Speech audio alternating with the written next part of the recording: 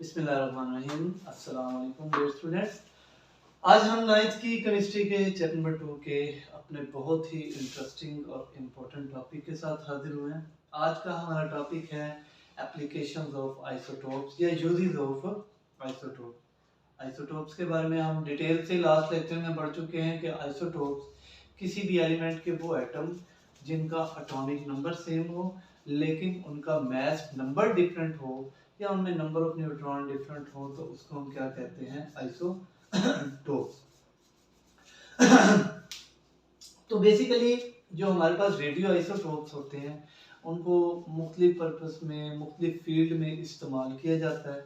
अब radio isotopes क्या हैं, मैं ये भी बता चुका हूँ आपको कि कुछ हमारे पास एलिमेंट जिनका एटॉमिक नंबर 83 से ज़्यादा होता है वो एलिमेंट्स अनस्टेबल होते हैं और वो रेडिएशन एमिट करते हैं।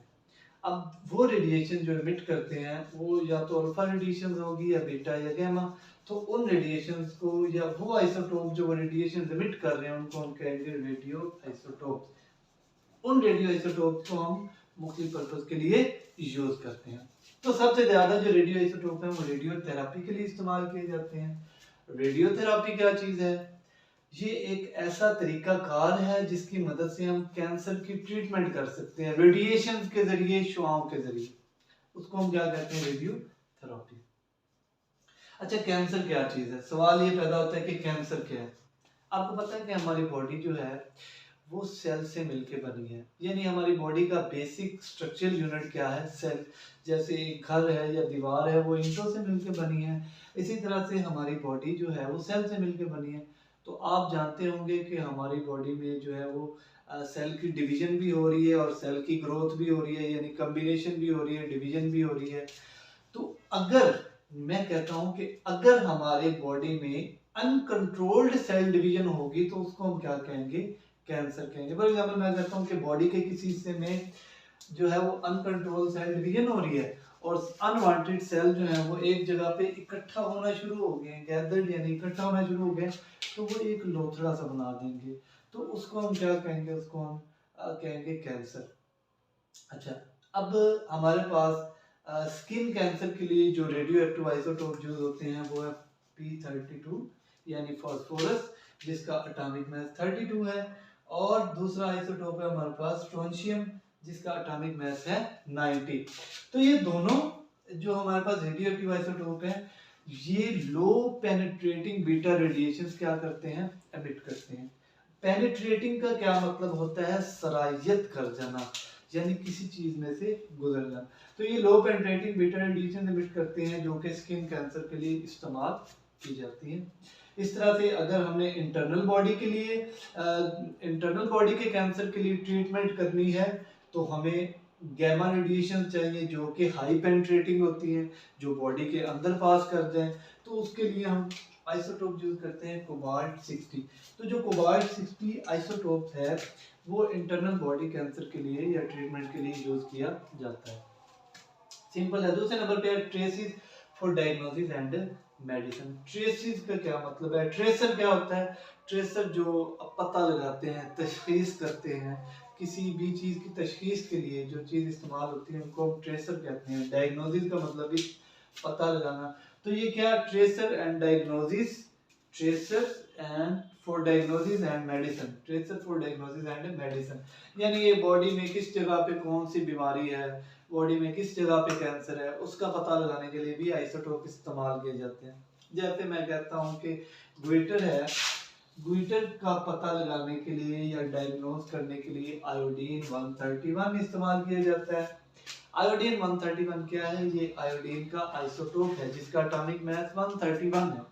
अब ग्विटर क्या है? ग्विटर बेसिकली कहते हैं गिलहड़ को, और ये ग्विटर कहाँ पाया जाता है? ये हमारे थायराइड ग्लैंड्स, यानी ये जो गले के हमारे ग्लैंड्स हैं, थायराइड ग्लैंड। थायराइड ग्लैंड्स का क्या काम है? ये हार्मोन्स क्रिएट करते हैं। ये क्या करते हैं? हार्मोन्स प्रोड्यूस करते हैं जो कि हमारी बॉडी के डिफरेंट जो केमिकल रिएक्शंस है, मैकेनिज्म है, मेटाबॉलिज्म है या कैटाबॉलिज्म है, उसके लिए यूज होता है। अच्छा, ये थायराइड ग्लैंड क्या करते हैं? हार्मोन्स प्रोड्यूस करते हैं और इनको नॉर्मल ग्रोथ के लिए जो है वो एक सर्टेन अमाउंट ऑफ आयोडीन की ज़रूरत होती है। आयोडीन हम अपनी बॉडी में डिफरेंट डाइट के ज़रिए ले जाते हैं, जैसे हम कहते हैं आयोडीन मिला नमक, तो हम डाइट के ज़रिए अपनी बॉडी में इनटेक करते हैं। अगर तो आयोडीन की मिकदार कम या ज़्यादा हो जाती है तो क्या होता है, हमारी ये जो थायराइड ग्लैंड है इसमें स्वेलिंग स्टार्ट हो जाती है, ये सूज जाते हैं। और यहाँ पे जो जब स्वेलिंग होती है तो इसको हम कहते हैं ग्विटर, और ग्विटर उर्दू में कहते हैं गिलहट को, यानी यहाँ पे क्या बन जाता है ग्विटर। तो उसके लिए हम क्या करते हैं, न्यूक्लियर मेडिसिन यूज करते हैं। और न्यूक्लियर मेडिसिन इसके लिए जो इस्तेमाल करते हैं उसमें हमारे पास रेडियो एक्टिव आइसोटोप आयोडीन 131 इस्तेमाल किया जाता है। अब न्यूक्लियर मेडिसिन कौन सी मेडिसिन होती हैं, ऐसी मेडिसिन जिसमें रेडियो एक्टिव आइसोटोप यूज किए जाते हैं। फॉर एग्जांपल मैं कहता हूँ कि हम यूज कर रहे हैं आयोडीन 131 इस मेडिसिन में, तो ये कैसे तशखीस कैसे ट्रेस करेगा।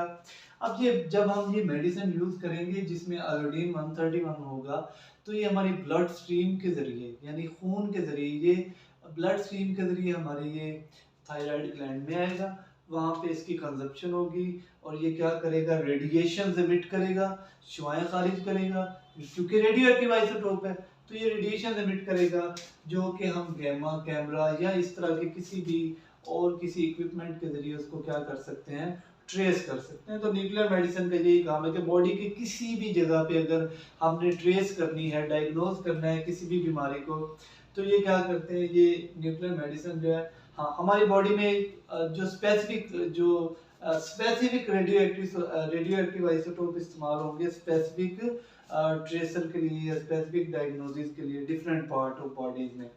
तो ये इसका सिंपल सा मेथड था। आयोडीन 131 जो है वो ग्विटर के लिए इस्तेमाल होता है थायराइड ग्लैंड में।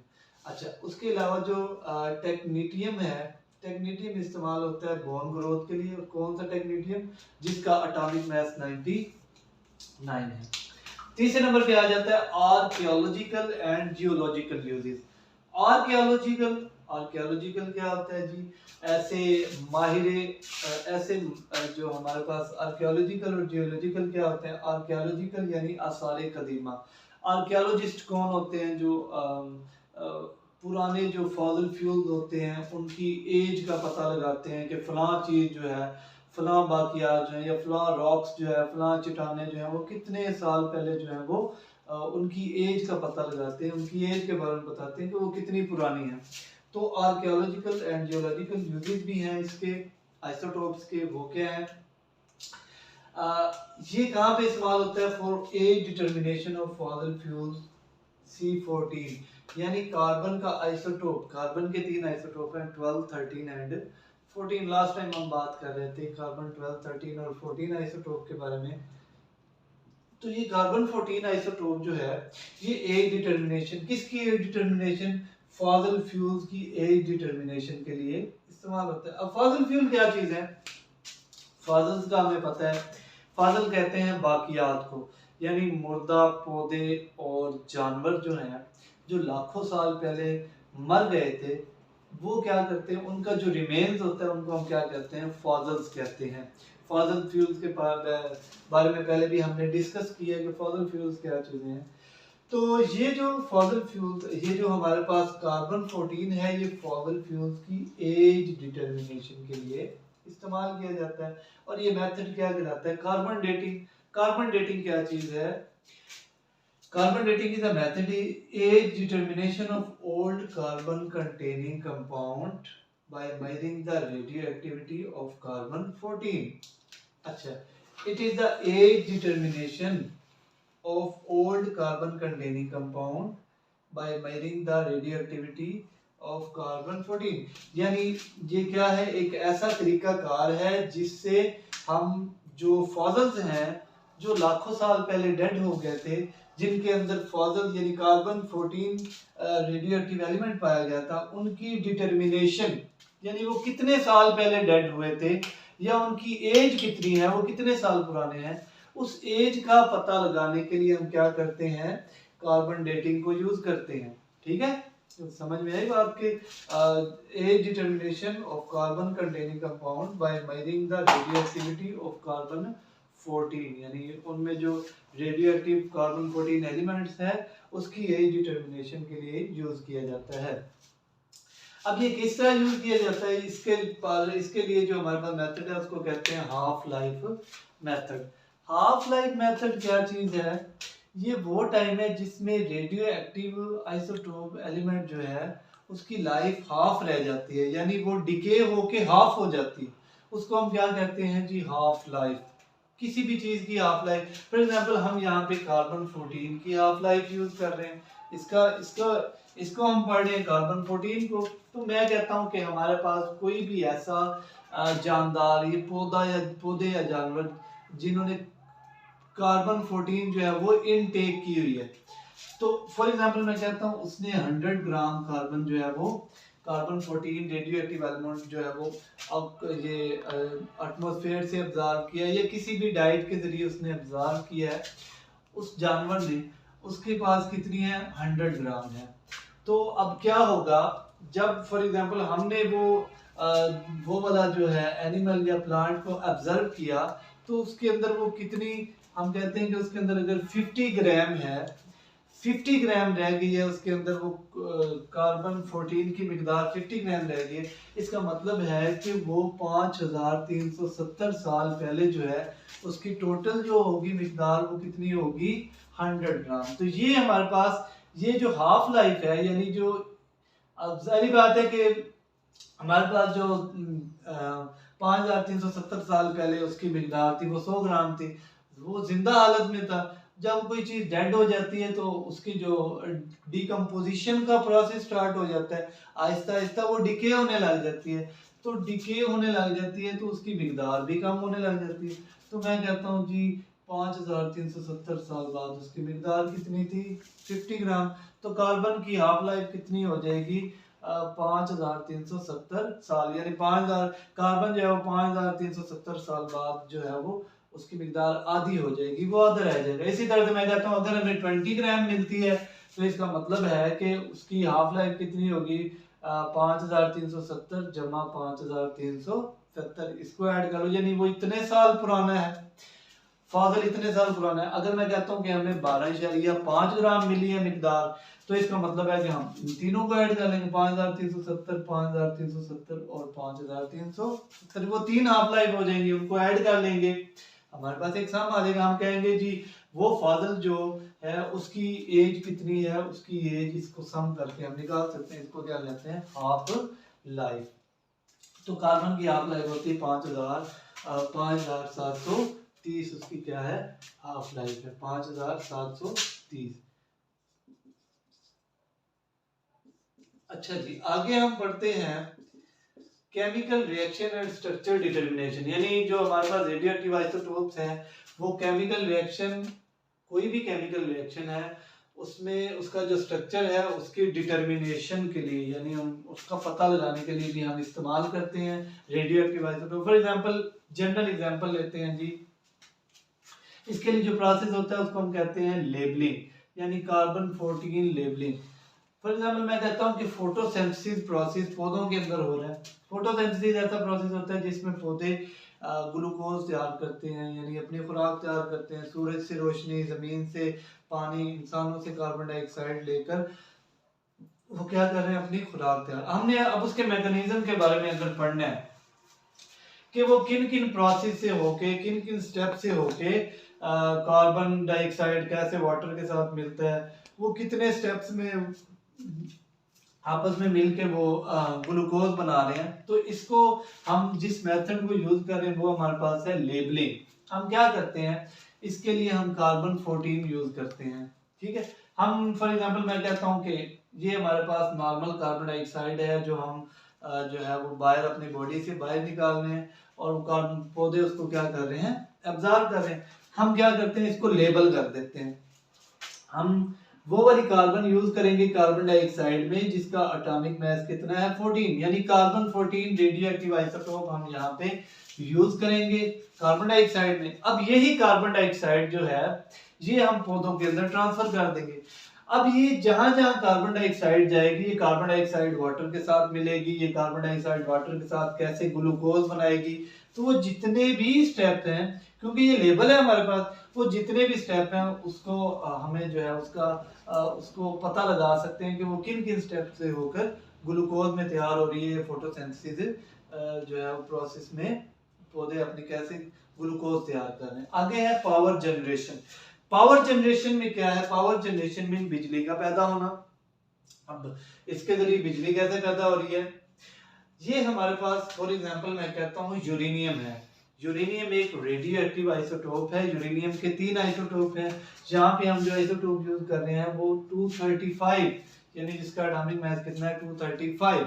तो यहाँ पे यूरेनियम 235 हमने यूज किया। इसके ऊपर हम क्या करेंगे? न्यूट्रॉन्स की बम्बार्डमेंट करेंगे, बौछार करेंगे।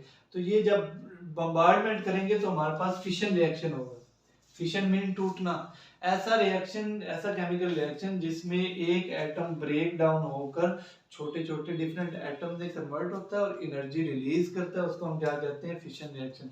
और ये जो सारा केमिकल रिएक्शन हो रहा है ये न्यूक्लियर रिएक्टर्स के अंदर होते हैं, ठीक है। अब यूरेनियम जो है इसके ऊपर जब न्यूट्रॉन्स की बम्बार्डमेंट करेंगे तो ये किस में कन्वर्ट हो जाएगा? बेरियम, जिसका एटॉमिक मास 139 है, क्रिप्टॉन जिसका एटॉमिक मास 94 है, और ये हमें साथ ही 3 न्यूट्रॉन देगा। एक यूरेनियम का एटम जब फिशन रिएक्शन से गुजरेगा 7 एनर्जी रिलीज करेगा। अब ये जो एनर्जी है इससे हम बिजली कैसे बनाएंगे? ये जो एटॉमिक एनर्जी है ये क्या काम करती है? ये वाटर को स्टीम में कन्वर्ट करने के लिए इस्तेमाल होती है। अब वही स्टीम जो है वो टरबाइन चलाने में इस्तेमाल होती है, यानी स्टीम के जरिए आगे से टरबाइन चलेगी। उसी टरबाइन आगे टरबाइन जनरेटर के साथ अटैच होगी, वो जनरेटर चलाएगी, जनरेटर से आगे इलेक्ट्रिसिटी प्रोड्यूस होगी। तो ये मेथड है पावर जनरेशन का। इसमें लॉन्ग क्वेश्चन आता है, ये एप्लीकेशन ऑफ आइसोटोप, या वो सिंपल पूछ लेगा। इसमें से जनरल शॉर्ट क्वेश्चन भी आते हैं कि how isotopes are used as a radiotherapy, या शॉर्ट क्वेश्चन एक बहुत इंपॉर्टेंट आता है कि iodine 131 is used as a goiter in thyroid gland, यानी वो पूछ लेता है थायराइड ग्लैंड में गोइटर की तशखीस के लिए कौन सा रेडियोएक्टिव आइसोटोप इस्तेमाल होता है। या इंपॉर्टेंट डेफिनेशन है कार्बन डेटिंग की, वो कार्बन डेटिंग की डेफिनेशन पूछ लेता है। या वो पावर जनरेशन के बारे में पूछ सकता है कि रेडियोएक्टिव आइसोटोप जो है वो पावर जनरेशन के लिए कैसे इस्तेमाल होते हैं। इंटरेस्टिंग टॉपिक था, होप सो आपको समझ में आया होगा। मजीद वीडियोस देखने के लिए चैनल को सब्सक्राइब करें, लाइक करें, शेयर करें। जज़ाकल्लाह, अल्लाह हाफ़िज़।